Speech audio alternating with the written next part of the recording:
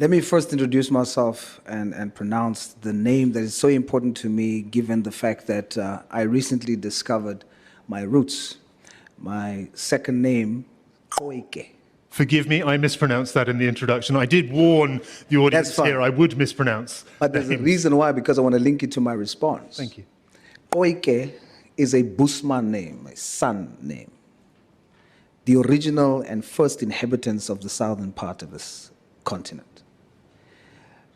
When we say black politically, and we talk about how to create economic opportunity for black people, for centuries, even the term black has excluded the Busman.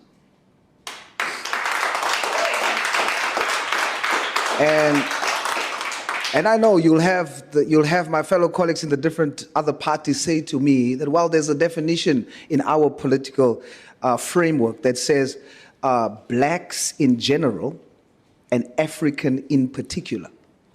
And what that really means is that the previously disadvantaged are black, but not everyone is African in particular.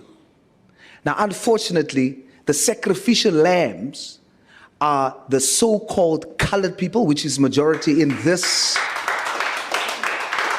In this, and Johnny, you must note that the people are clapping because most often the realities that we experience in this country is not spoken of.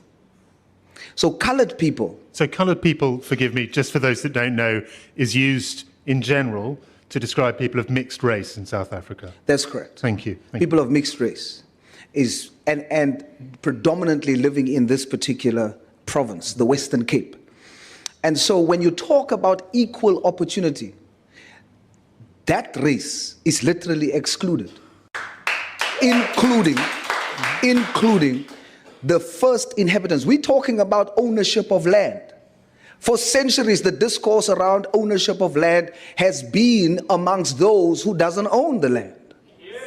It has been amongst those who has dispossessed the original inhabitants, which is the Khoi and the San, the indigenous people here. And so if we are going to shift the economic landscape in this country, the first thing that has to happen is coloreds, Busman, Khoi and San has to be recognized as African in particular, has to receive First Nation status here so that there's an understanding that when you want to talk about who owns the land, when you have a discourse around inequality, let us zoom in to the economic disadvantage for coloreds and Khoi and San.